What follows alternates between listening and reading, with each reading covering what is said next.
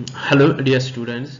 आज का जो हमारा टॉपिक होगा that would be John Locke, his theory of natural rights. इसकी बर्थ 1632 और इसकी डेथ जो होती है 1704 में होती है।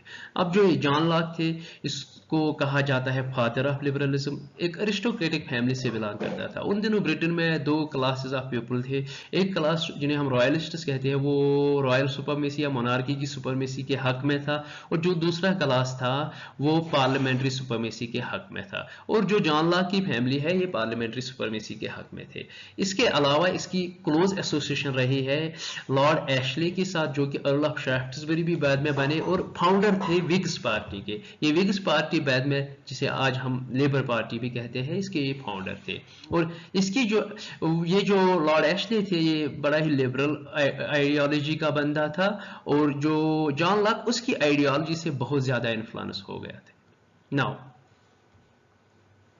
जो जॉन लॉक की थ्योरी है, that is the direct result of his theory of social contract. Social contract theory already आप लोगों ने सुना होगा कि सोशल कंट्रैक्ट जिसके मेन प्रपोनेंट थॉमस हॉब्स थे, जॉन लॉक थे और जे रूसो थे।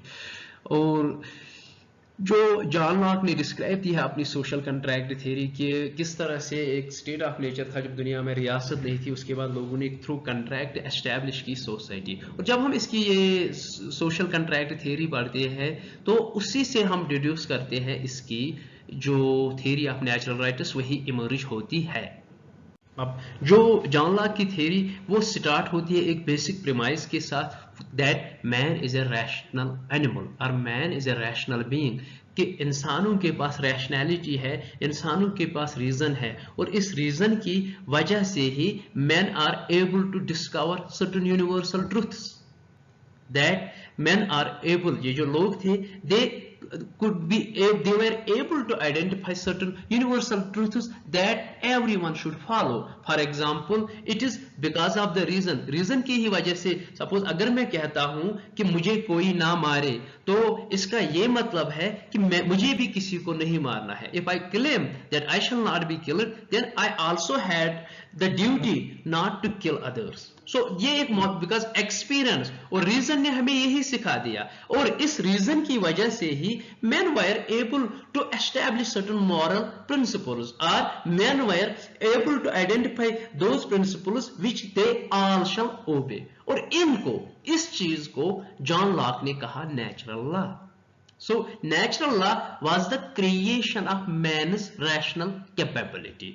And अब लॉ क्या कहते हैं कि जो रैशनल लॉ है, इवन दो कि स्टेट ऑफ नेचर में कोई पॉजिटिव लॉ नहीं था, इवन दो पॉजिटिव लॉ की जब हम बात करते हैं, ये वो law that has been framed by authority and which is backed by force, इस चीज को हम क्या बोलते हैं, पॉजिटिव लॉ। तो लॉ कहते हैं कि even though state of nature में कोई पॉजिटिव लॉ नहीं था, but main were following natural law. और ये जो नेचुरल लॉ था, ये लोगों को कुछ राइट्स देता था विच वर यूनिवर्सली अवेलेबल टू ऑल। इन्हीं को लॉक ने कहा नेचुरल राइट्स। और लॉक ने क्या कहा, रीजन बताती है, reason says that one shall not harm other person in his health, in his life, in his liberty and in his possession. और यही जो है, यही बाद में जो लॉ की नेचुरल राइट्स बन गए, life, liberty and property. Therefore in the state of nature, when there was no state, when there was no law, in the state of nature the natural law was present, and this natural law protected certain natural rights or provided certain natural rights to the people in the form of life, liberty and property. और इन्हीं तीन rights को क्या बाद में नाम दिया गया, नेचुरल राइट्स। लॉक ने कहा कि these are the natural rights available to the people in the state of nature.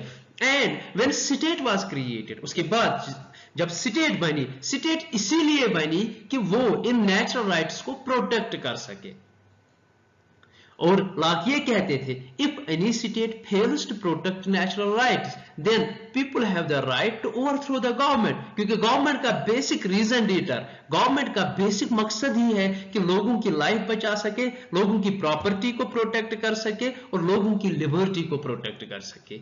So because they can not be denied by the state, because they were not given by the state, they were given by the natural law. they were provided to the people by the nature. Therefore state cannot deny these natural rights to the people. और जो पहला natural right जिसके बारे में law जिक्र करते हैं वो राइट टू लाइफ था। और लॉ कहते हैं कि ये रीजन टेल्स अस, रीजन बता देती है कि जब इंसान पैदा होता है उसको हक है जिंदा रहने का और उन चीजों का जिन चीजों से वो जिंदा रह सकते हैं और जिन चीजों से नेचर उसकी सबसिस्टेंस में काम आता है। In short, men have the right to live because अगर हमें मैन काइंड की परसिस्टेंस को कंटिन्यू रखना है, अगर हमें ह्यूमन सिविलाइजेशन की कंटिन्यूटी रखनी है, उसके लिए जरूरी है that man should be given right to life because in recognizing right to life of one we recognize right to life of everyone. कि अगर मैं अपना राइट टू लाइफ मांगता हूं इसका मतलब यह है कि यह बाद में मेरी ड्यूटी बनती है, I recognise the right to life of others. Therefore human civilisation की कंटिन्यूटी के लिए रीजन हमें बता देती है कि we should give right to life to every human being. This is the natural right of every human when he gets birth.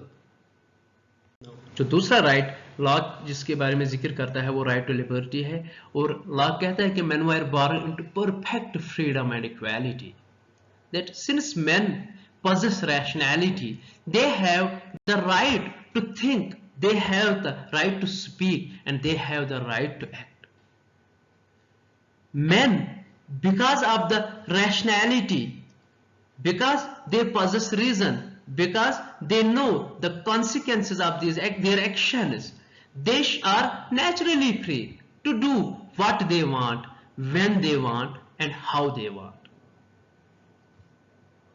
जो तीसरा और इंपॉर्टेंट राइट है वो राइट टू प्रॉपर्टी है। और बहुत जगह पे लॉक ने राइट टू प्रॉपर्टी को इकट्ठे किया है, यानी राइट टू लाइफ और राइट टू लिबर्टी को लॉक ने रिकॉग्नाइज किया as part of right to property. और लॉक क्या कहते हैं कि जो बेसिक ह्यूमन बॉडी है, जो इंसान की अपनी बॉडी है, this is the property of him, उसी की है। इंसान की अपनी बॉडी सिर्फ उसकी प्रॉपर्टी है, nobody can claim it.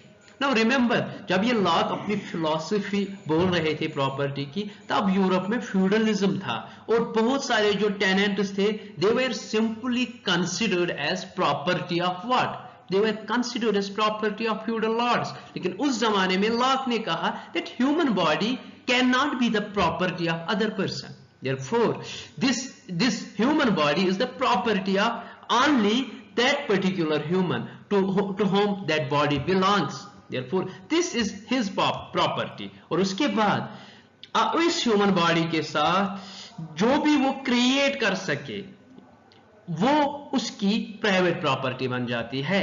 Law कहते थे कि इस पूरे नेचर को कायनात क्रिएटर ने एज ए कॉमन प्रॉपर्टी दी लोगों को। और जैद में जब लोगों ने अपने हैंड्स के जरिए, अपने लेबर के जरिए उस नेचर में कुछ क्रिएट किया, यानी अपने लेबर के जरिए, when people mixed their labour with the common property, it became private property. और लॉ क्या कहते हैं कि men have the right to acquire, लोग प्रॉपर्टी एक्वायर कर सकते हैं जब तक as long as the property does not spoil। पहले ये एक किस्म की लिमिटेशन लगाते थे प्राइवेट प्रॉपर्टी पे कि आप कितनी प्राइवेट प्रॉपर्टी एक्वायर कर सकते हैं। लॉ कहते हैं दो कंडीशंस थी, पहला इट शैल नॉट स्पॉइल, कि ये खराब नहीं होनी चाहिए, and as good and enough is left for others। but अब यहां पे क्या हो गया, with the emergence of currency the possibility to spoil became very dim, क्योंकि करेंसी खराब नहीं होती है। therefore for example अब मेरी लेबर की वजह से I created so many, for example fruits, I can sell them and get money because money does not get spoiled, money does not get spoiled। therefore law क्या कहते हैं कि therefore with this condition, ये जो condition थी spoiling की condition, ये खत्म हो जाती है। I can acquire so unlimited currency as long as I am willing to work. Remember, willing to work was one criteria on which जो लोग फोकस करते हैं बाद में. और इतना ही नहीं, जो दूसरी कंडीशन है good and enough is left for others, कि दूसरों के लिए भी अच्छा खासा रहना चाहिए. लेकिन ये कंडीशन भी नेगेट हो जाती है. लोग कहते हैं कि जब एक बंदा प्राइवेट प्रॉपर्टी एक्वायर करता है, he works hard on it, और उसकी वजह से वो और ज्यादा गुड्स क्रिएट करता है. यानी समाज के लिए private property, because private property gives you money, और जो ये मनी है वे एक किस्म का कैटलिस्ट बन जाता है to work more hard, to produce more. Therefore जो दूसरी कंडीशन है enough and good is left for others, वो प्रॉपर्टी, प्राइवेट प्रॉपर्टी की वजह से और ज्यादा इंक्रीज होता है. तो यहां पे लॉ क्या कहते हैं कि यानी ये दूसरी जो कंडीशन है ये भी नेगेट होती है. एंड ही इज, जिसे एक किस्म की जिस बाद में लेसिस-फेयर इकोनॉमी कहते हैं, कि men have the right to acquire as much property as they can. Now यहां पे क्वेश्चन रेज होता है लॉ पे कि इसकी फिलॉसफी की वजह से समाज में एक एक्सट्रीम इनइक्वालिटी क्रिएट हो जाएगी. तो इस आर्ग्यूमेंट के लिए लॉ क्या कहते हैं कि दो गॉड ने या कायनात के बनाने वाले ने लोगों को इन कॉमन प्रॉपर्टी, इस नेचर को एज ए कॉमन प्रॉपर्टी दी, मगर क्रिएटर या गॉड का ये मकसद नहीं था. उसने ये कभी नहीं चाहा होगा कि ये जो कॉमन प्रॉपर्टी है it shall remain always common and uncultivated, कि इस पे कल्टीवेशन ना हो, इस पे यूज ना हो, बल्कि गॉड ये चाहता है कि those who are hard working people, those who use their hands, those who use their minds, this world belongs to those people. This world belongs to those people who work really hard, who are industrious, who are rational, who are hard working. So it would be injustice if we deny them this right to acquire property. और दूसरा इसने ये कहा, remember कि मैंने पहले ही कहा कि फ्यूडलिज्म एक क्लोज्ड सिस्टम था. इसने कहा कि जो ये फलसफा है ये क्या है, ये एक ओपन सिस्टम है. It is open to everyone. Anyone can come in this system who is a hard-working person, who uses his brain and body and acquires property. It is not confined to a particular class of society, but open to everyone. Now, this was his philosophy on the rights. Briefly आपको ये रखना है कि किस तरह से ये जो नेचुरल राइट्स थे, John Locke right to life, liberty and property, किस तरह से ये लोगों को नेचर ने दिया है, नेचुरल लॉ ने दिया है, और ये स्टेट की देन नहीं है. State is not the creator of the natural rights, बल्कि स्टेट का काम है इन नेचुरल राइट्स को प्रोटेक्ट करना. Thank you.